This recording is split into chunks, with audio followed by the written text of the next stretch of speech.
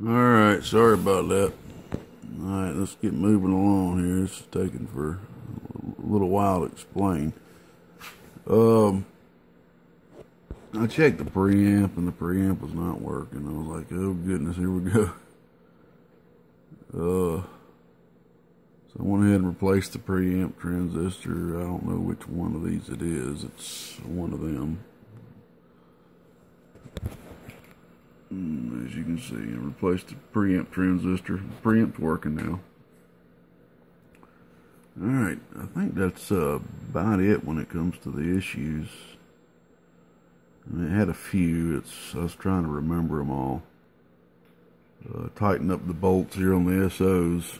So soldered all the tabs like I always do on all the Techstars. Alright, we got to the front. He wanted, of course, I've already showed you in the other videos, the other earlier videos of this video. It's a little dark out here, I'm sorry. I don't have a lot of good lighting. But, we got a whole brand new front on here, which is very unique to be able to even find, because they do not sell these. And if they do, hey, show me where they sell them, because I've never seen them. They don't sell them on RF parts, I know that. So I think it only had one cover on here. So we went ahead and put 4 new buttons. He preferably wanted the orange button right here instead of the green one. So I went ahead and put the orange one on there. Okay. And so those are 4 new button lenses. Okay. The bulb in this one wasn't working. That's what that's right there. Got an X on it for. You can easily test these bulbs with a continuity meter. Turn the power on real quick. It's working now. See that preamp coming on? You know, it's hooked to a, I was about to say it's hooked to a dummy load, but I got it hooked up to the radio. I was talking earlier, believe it or not. So we got that bulb fixed. Put in that brand new meter. I already explained why I had to do that. And of course had to put in two components to change the circuit a little bit and turn that sensitivity down on that. We did the full-blown power wire upgrade all the way to the back of the transformers. That's replacing these. It's like a 24 gauge or so solid wire going through some beads to some good stiff 14 gauge wire. And then also replaced, this was on the driver. At least we got some more inductance on that. This is in the attempt to keep RF off your DC line. You don't want RF flowing through these power wires on through your vehicle causing havoc, or through your house. I mean, you'd be amazed.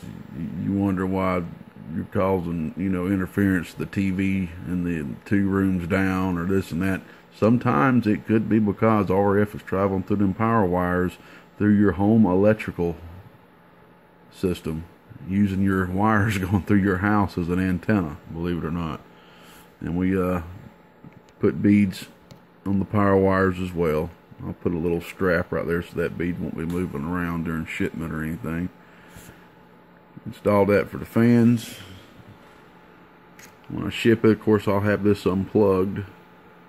Just plug it back up. Okay. Get the fan kit on there. These specific fans, they're actually touching the bottom lid a little bit. I had to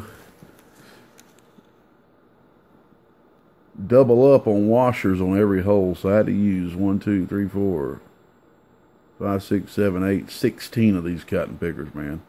16 of them. It was just something about these particular fans right here. I wanted to try these out. And the blade, just the way the blades were designed, they were just kind of scraping the side of the case down here. So what that did was that lifted the fan up just a tad bit. You know, I don't even have to mention that, but I'm still mentioning it. And it lifted it up. I probably got an extra hour in the fan kit just because of that. You never know when a little issue's going to pop up you got to take care of, I tell you what. And I think that's about it. I think the only other thing is I put in this filter cap right here. This is a new filter cap. I was about to just leave it out, but, you know, I was like, you know what, we need at least some kind of electrolytic on the hot. This was on there. It appeared that this had been charred or something. Maybe somebody had cut off the original and put this in, but just like they just cut the wire right here and installed this and tried to solder this to that wire without actually wrapping it around the wire or something. But I just went ahead and put a new cap in right there. I guess I can just go over here and look at the only other thing I hadn't mentioned yet now, looking at all the parts right here, is you see all these 104s. This is an old amplifier, as I said, and it was prepared for a negative ground vehicle, I believe, or positive ground vehicle. So each screw, like right there, you see, right here. If you see a New Texas Star, you'll see they'll have all the screws right here soldered to the ground plane of the board, which is giving this amplifier more of a ground, using the heat sink and the frame as a ground as well. Okay, and you'll see that they'll all have a little wire or something connected them to the ground, to the ground plane of the board. Well, the way this one was done, you had these capacitors from there to the ground plane of the board. That also was hiding a short. That was hiding the shorts from this board that was shortened to the frame. It was actually hiding them because there's caps blocking the short, but that short was still causing an issue. So believe it or not, man, that actually kind of probably saved some more damaged traces because of that. But it also kind of helped hide something that should have been known about. But it just is what it is. It's just part of the design at this point. Alright, I think we covered everything, y'all. I'm going to put all that in the bag. These are the bolts you had in the sides, I guess, where you had it mounted. I don't know what you're going to do about mounting it now. But, I guess if you have to, you could drill a hole. I don't really know what you're going to do about that. I mean, this is designed to where it's got these feet on here, so this fans will have enough air flowing through the bottom right here. As you can see, I can stick my hands through there. It's a good enough gap for the air to flow through. I wouldn't sit this on a puffy surface like a pillow or something where it's going to, you know. But, yeah. Alright, let's just get some output readings, y'all.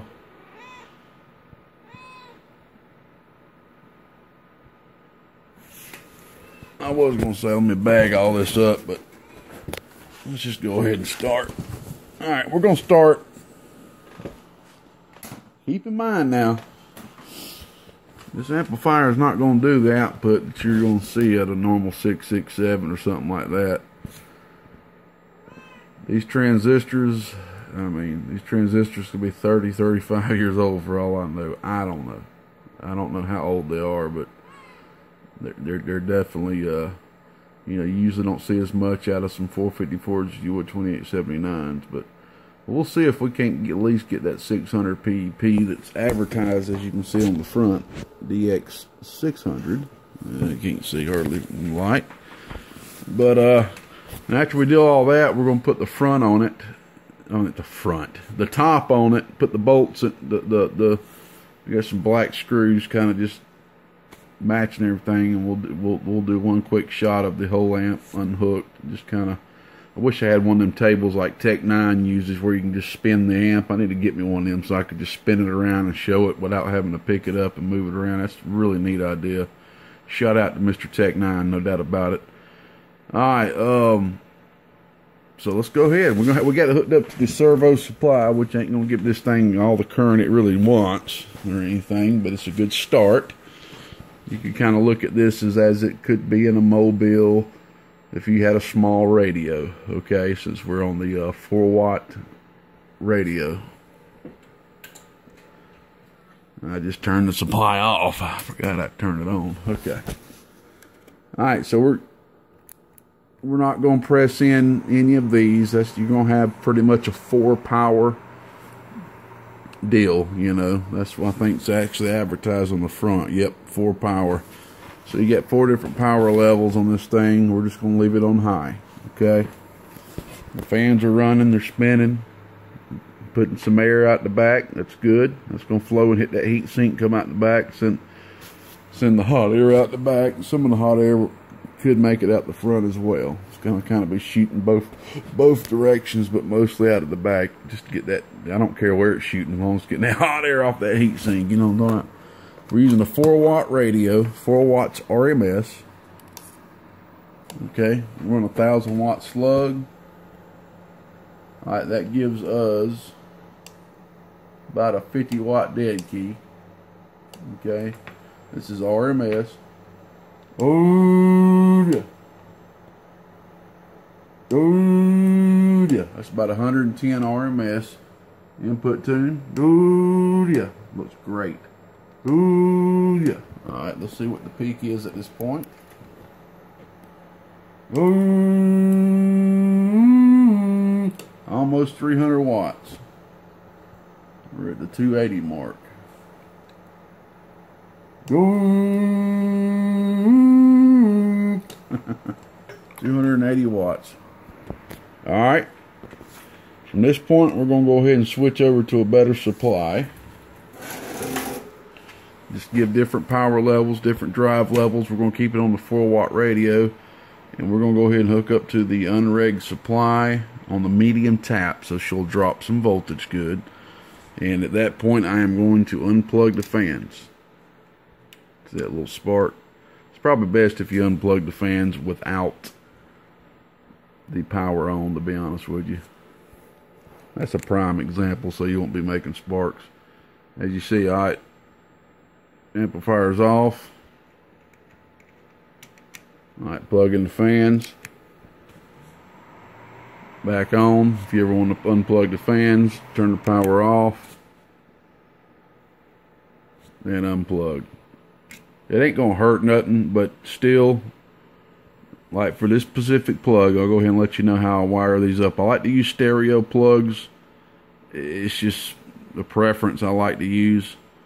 Okay, the ground part of what you normally use for a ground down here is not being used. Okay, the top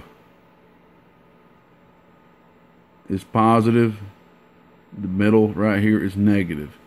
So when you get this thing plugged in, and like I just demonstrated, made a couple of sparks, when you pull it out, it could just touch just a little bit and make a quick spark, which, you know, like I said, ain't gonna hurt nothing. Like I said, these fans, you know, you can hook them up backwards, you ain't gonna fry the fan, it's just not gonna turn on. But it's best to just try to stay away from making a spark any way you possibly can. Alright. Give me 1 second and we'll hook up the better power supply. And we'll see what this thing can do with a little bit more current, a little bit more voltage. Just then we were on 14.5 volts, which is pretty much stock volts. Alright, 1 second. Alright, we got it hooked up to the 100 amp unregulated supply, which is floating at 18.4. She's going to drop down about 15 even. Okay, just with the 4-watt radio. Okay, 4 watts RMS. Here's what it yields RMS wise.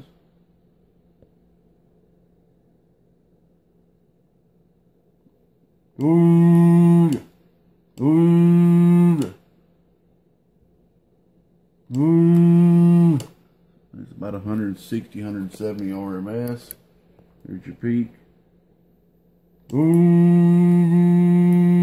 Close to 400 watts, about 380.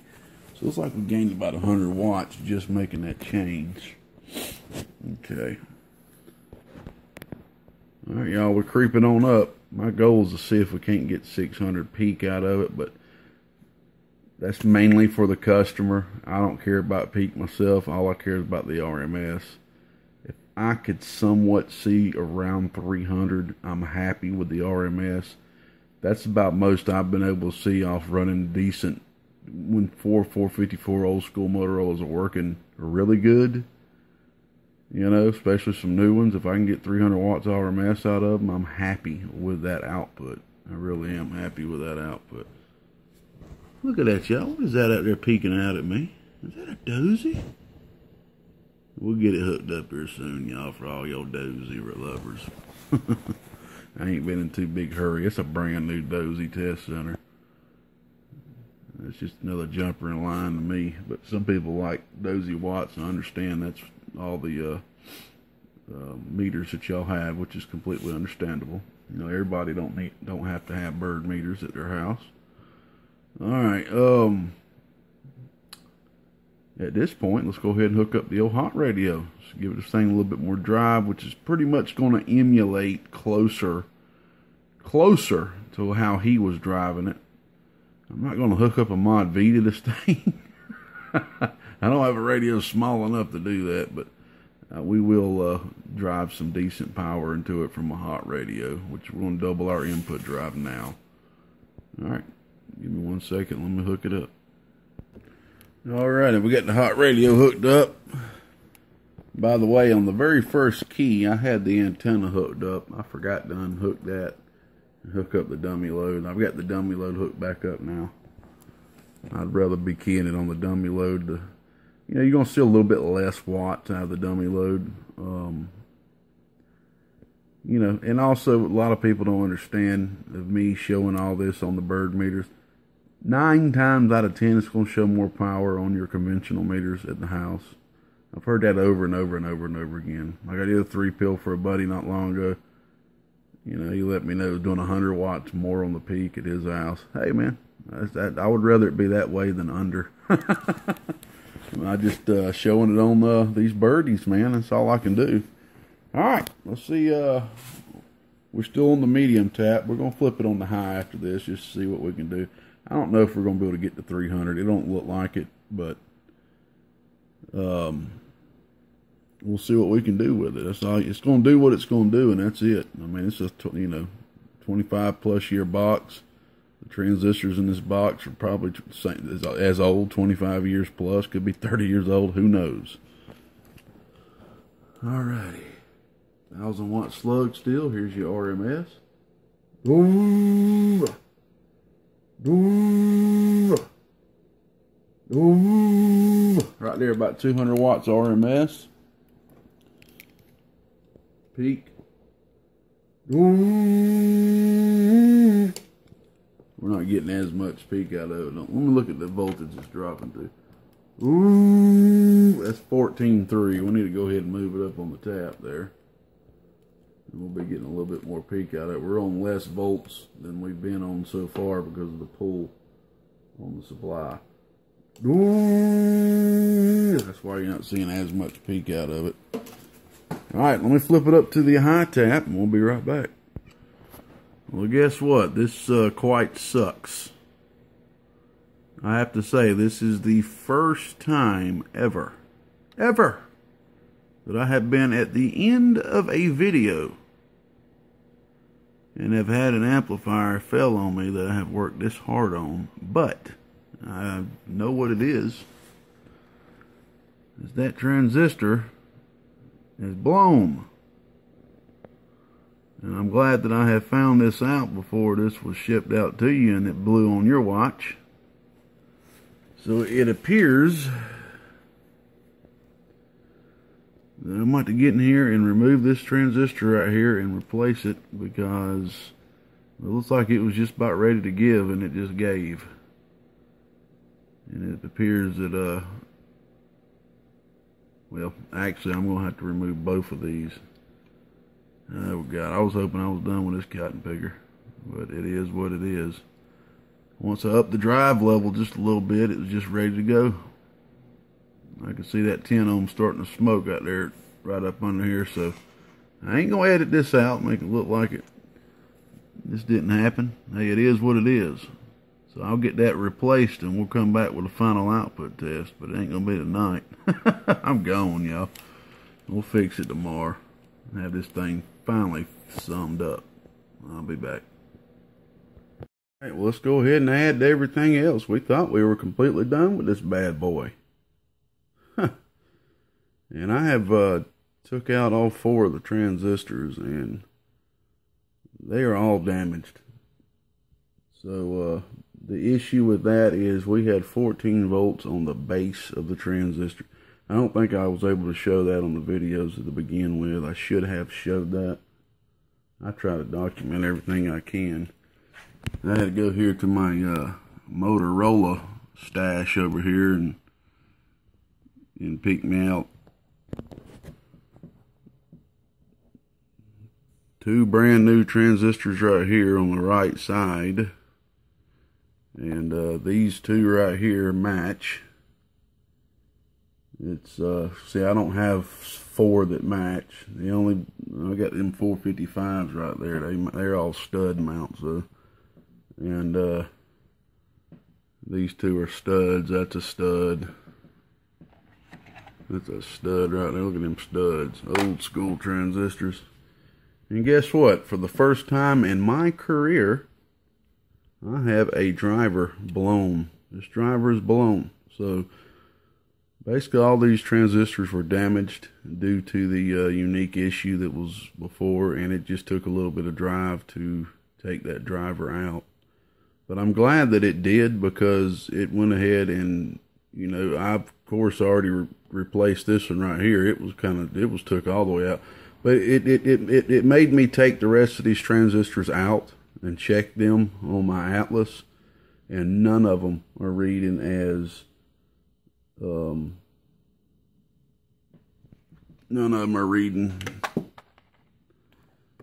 NPN transistors. Just these down here, and where's that third one? I got an X on it. And this one right here. That was the one that was in there before.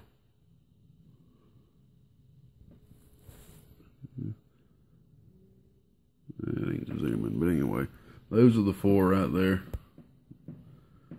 So I'm about to do something that I really am not looking forward to. I'm going to break this driver down. You cannot get to both the screws, as you can see down in there maybe. So I don't know what I'm going to do. I'm probably just going to have to break it down and kind of rebuild it the way I want it. I don't know if I'm going to get any copper and lay it down or not. Because I guarantee you, if you tear this down the way it looks, there's a good chance you ain't going to be able to put it back together the way it looks. I guarantee you that. So, they just done that to try to take off, you know, production cost and, you know, make things, I don't know. I would think that if they would have just went ahead and had boards that laid right here with the driver section, that it would have made things quicker for them. But sometimes quicker is not always better when it comes to cost. But this is what we like to call a skeleton type style, if you look at the Texas Star skeletons. So let me get in here and get this driver replaced and lay this joker to rest. Whew, this has been a rough one, y'all. We'll be back. I almost forgot. This little portion of the clip is dedicated to Mr. Scorpion. Mr. Scorpion, a proud U.S. Marine in our beautiful country. Mr. Scorpion, out of there, Scorpion repair shop. I can't remember exactly what he calls his place over there, but Mr. Scorpion was asking me about my little RF pickup LED that I use every once in a while. I like to call my RF tracer. And I think it was about maybe 3 years ago, I had a little situation to where I would have been nice to be able to actually trace the RF through the amplifier to see where it stopped. Because wherever it stopped, that's obviously where the issue is, you know.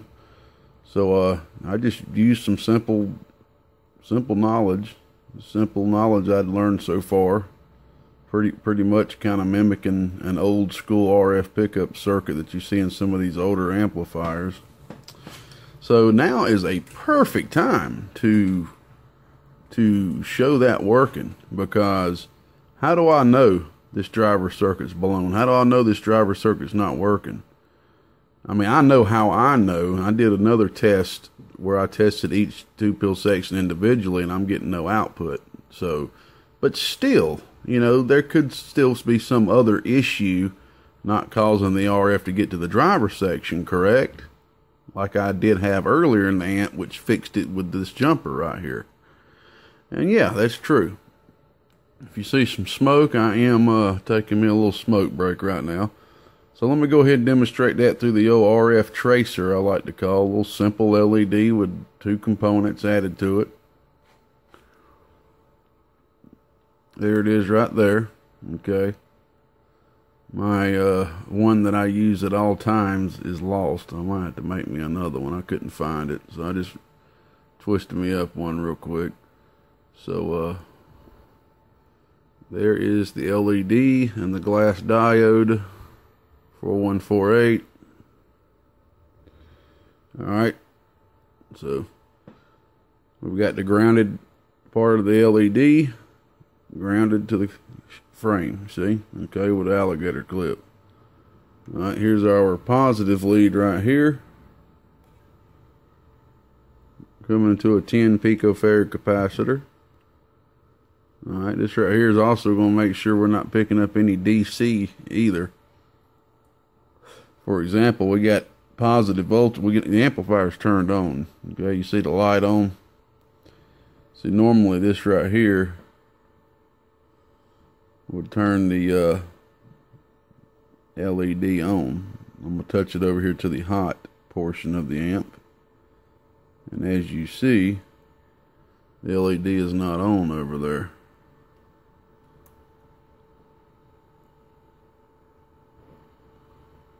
See?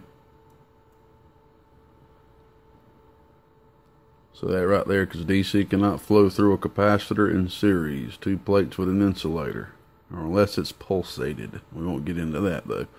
But anyway, so let's trace some RF, man, shall we?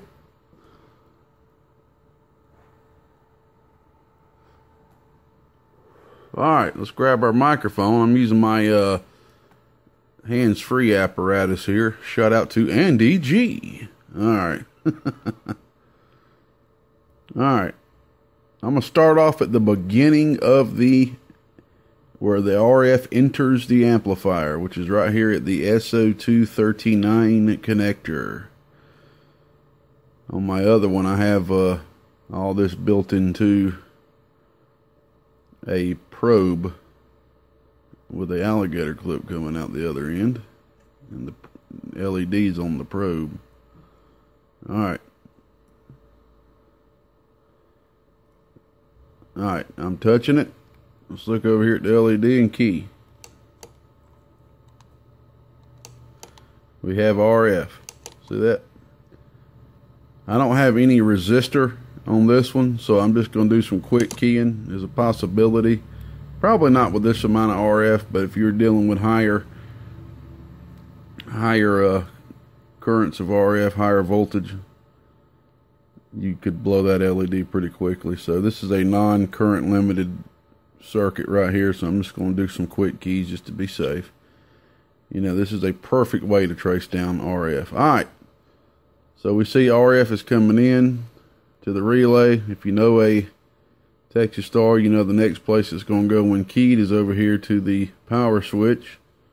So let's test that location, make sure it's making it through the relay perfectly and being switched over. I got it touching the power switch, as you can see. Let's see. I ain't got it touching the power switch good enough. Hold on.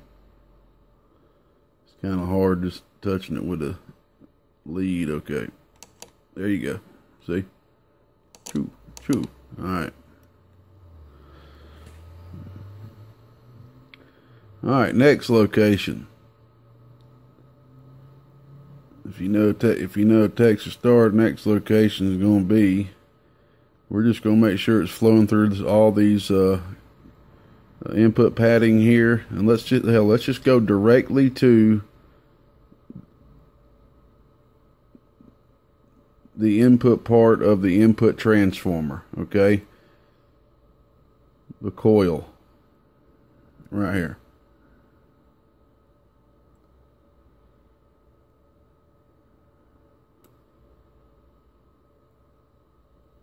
You know, you could take it in front of that resistor if you want to. We're just going to go ahead and go. Of course, if you started the whole thing off, you could have started right here to save yourself time. But I just wanted to get through all of them just for demonstration purposes. All right. So let's see if it's going through all the switches. I'm trying to look at it through the dang phone there. Okay. All right. All right, so it's making it through all the switches just fine. All right, now we're getting to the nitty-gritty. Now, if I wanted to at this point, I could test it right here. You see how it's going into the transformer and going around over to the negative portion right here. See, we're dealing with RF. We're not dealing with DC electricity. I can even go over here to the negative, make sure it's going through the whole coil.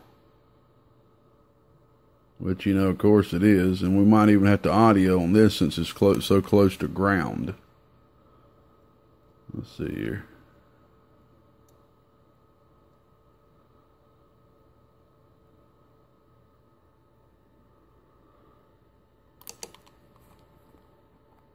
Oh, well, I ain't touching it. Hold on. Sorry, y'all. This is a little tough touching everything with these leads here. I'm actually looking at the phone right now.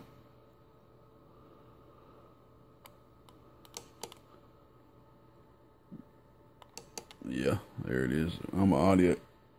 Oh, so you just need a little bit more voltage to turn on. All right. So now we know that the RF is making it to the transformer. Now here is the big question.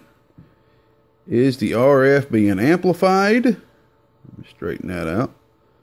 Is the RF being amplified through the transistor? Here is the big question.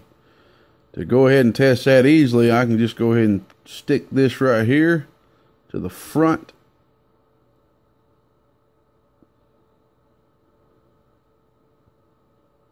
right here where the collector lead is soldered to the output transformer. Let's look over here.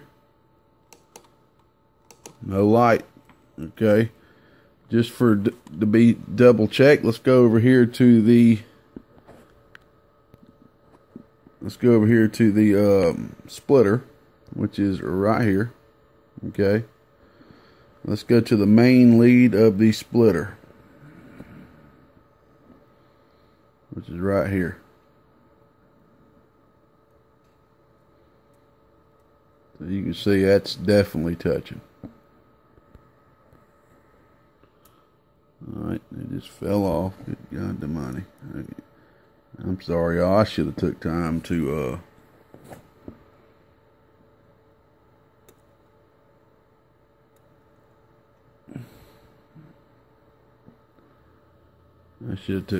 make that. Alright. Into a probe. No output. No LED. Just to do one more, just for y'all's sake, we will go ahead and touch it to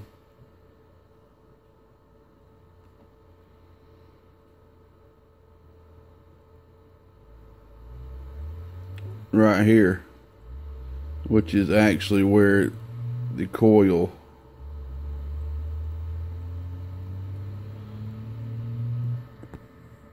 the winding of this output transformer is being soldered to.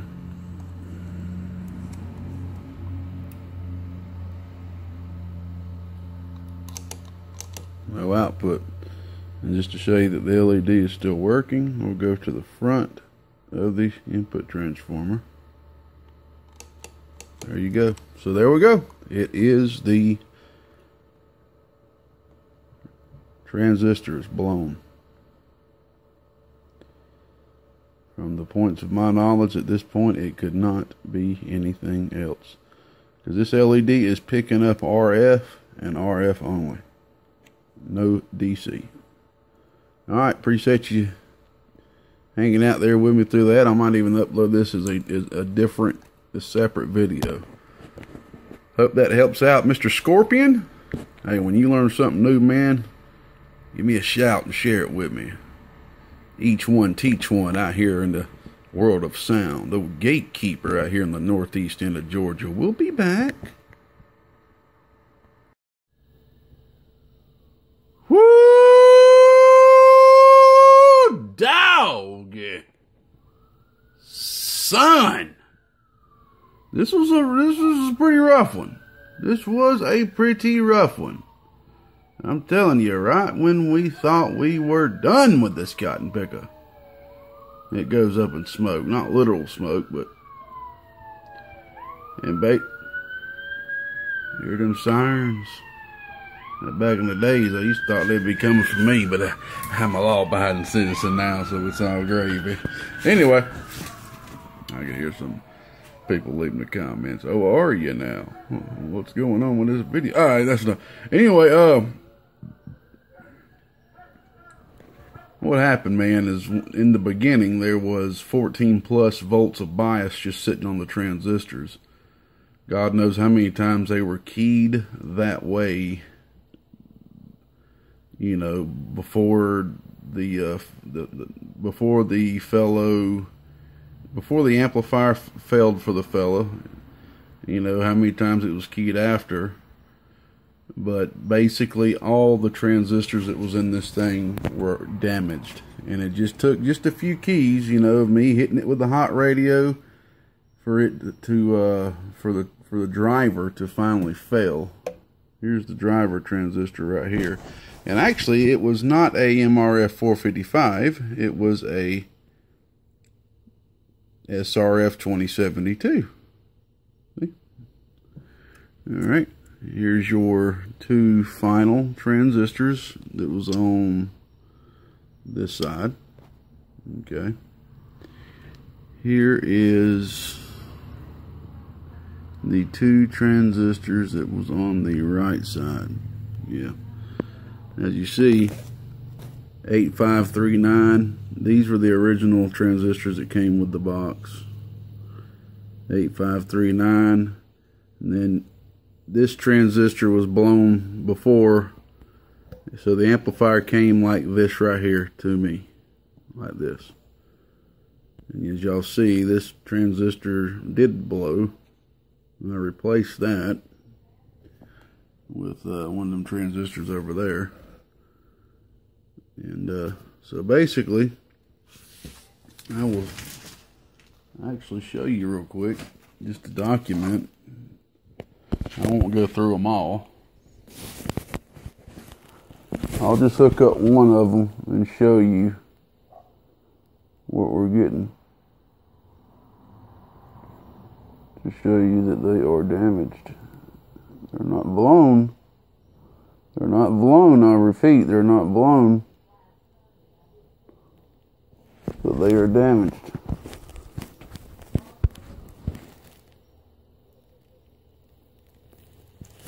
Oh crap, hold on, let me set the phone down. Thought I could hold it with my, okay. Alright.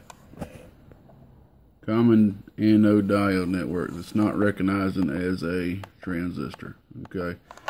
That's how they're all showing up. Even the driver. None of them are showing up blown, meaning the connections are seared, completely blown. They are damaged. They're not being read as transistors, and they are not amplifying RF. And these are damaged due to high bias voltage on the base of the transistors. It's my guess, because that's what's evident. So what I had to do for you, bud, we had talked on the phone about me getting a set of 4 double blacks from a buddy of mine. Mr. Mud Duck, but he backed out at the last minute and did not want to get rid of them, so I had to hook you up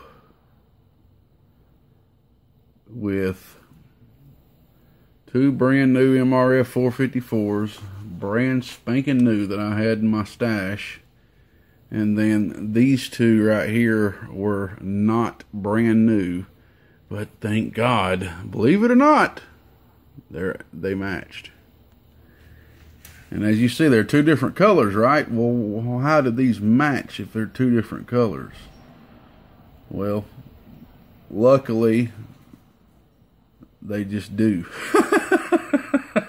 I got lucky. When I say match, I'm talking about HFE value, okay? These right here are a 45, I believe, 45, 46. These right here are 42.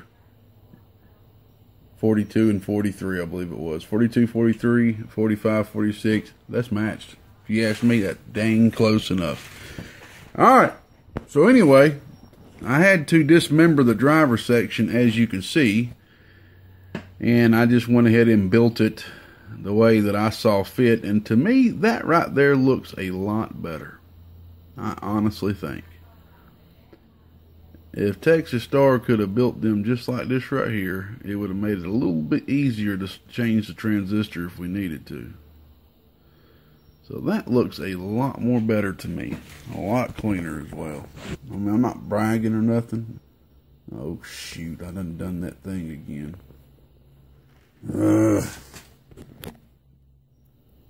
Let's see if I can get rid of this without having to restart the dang.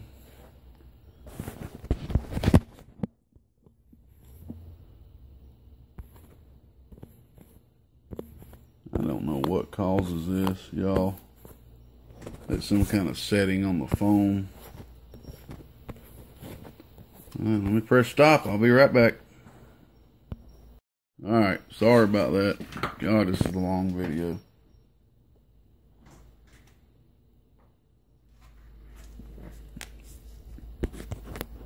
Y'all about to put it on? Alright. So, anyway, I took the bar, the copper bar. I don't know how in the world they had it soldered to both of the legs. I don't think it was soldered to one of them. I don't see how it could have been, because it was the same size as the leg, so how was it soldered to it, you know? So I took it down, slimmed it down with a Dremel so I could see pieces of the leg of the transistor on each side, so I could at least solder it to that. So that's the grounding bar that's grounding everything that needs to be grounded in the driver section over here, okay? And this is a 455 now, okay? This was a used 455 with a decent HFE value of, I think it was 25. Okay, around 25. I didn't think you wanted to pay, you know, 40 bucks for a brand new, 35 bucks for a brand new 455, so I didn't do that to you.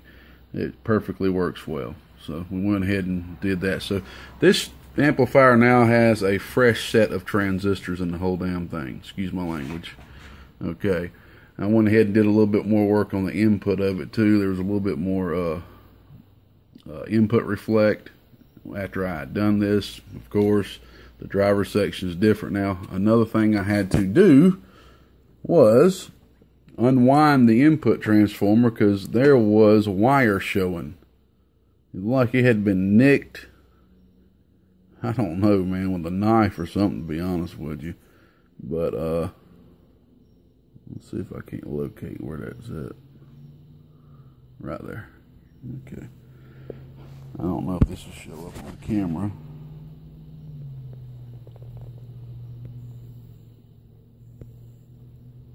But right there, you see it? There it is. So, I didn't like that. That could have caused some issues in the future. So I went ahead and rewrapped the input. So this is a brand new Teflon right here. The output was fine. Added a filter capacitor right here on the negative winding going to ground. And to be honest, why did I do that? Because it did not reach. over to the ground. So I improvised and added a filter cap so it could reach, instead of adding a piece of wire, which I do not do when it comes to RF. I don't like to add lengths of wire. All right, let's see what this thing's doing now, y'all.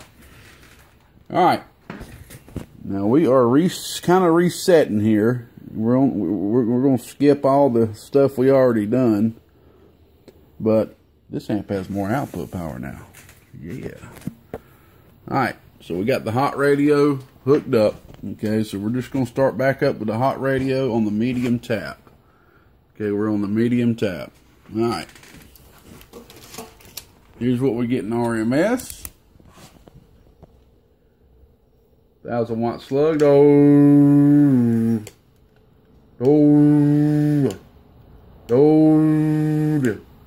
Oh. So that's right there about 280. Oh.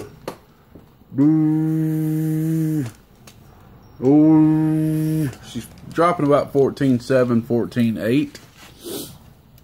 Here's your PEP. Oh, ain't that more like it right there? I know you'll be happy to see that, bud. So that's getting there around 700 watts. This guy reads PEP for his meter. Oh, hey, we're talking. 700 watts, talking. All right, man. Let's go ahead and switch this thing up to the high tap so we can give this thing a little bit more voltage. Thank God I finally got done with this thing, man. This thing's having me bagged up over here. Woo! All right. Let's see what this thing's going to produce RMS for us. Boom. Looks like we got there about 300 watts. Okay. All right, let's see what we're going to get out of this joker on the PEP side of things. We're at 21.7. I don't know what she's going to drop to. Should I even show PEP, y'all? Do you think I should? Let's do it. Ooh, 800 watts. 800 watts. All right, that right there is dropping. Let's see for the hell of it. Ooh, 16 volts. Do not run your Texas Star like that. All right, so at least we were able to get up to around 300 watts RMS. And I'll be honest with you, with the 454s, if I can see about 300 watts RMS out of 454s, that's good. That's a good thing. Okay. Do not run this thing on 16 volts or so like I just did. Keep that joker 15 volts or under. One thing I don't agree with the box is the way they're using one bias resistor, but it's adequate enough, you know, if you add up all the math. Finally got done with this cotton picker, man. Finally. Alright, man, I'm going to run it just for a little bit since all the trouble we did go through to make sure she's going to stand up to some good talking. So I'm going to talk a little skip on it here in a little bit. 300 watts RMS, poking in at about 800 watts PEP. That's a decent increase from where it was doing before you sent it, from what I understand. If you ask me, it's right along in line with what this amp should be doing. You may be able to get some of them up to 400 if you hit them hard enough, drive them hard enough, but 454s, if I can get 300 watts out of 4 of them, I'm happy. RMS. Alright, buddy.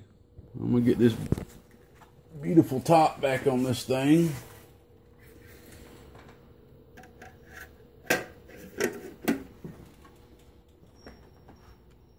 Get the screws in it, run it for a little bit, and I'm out of here.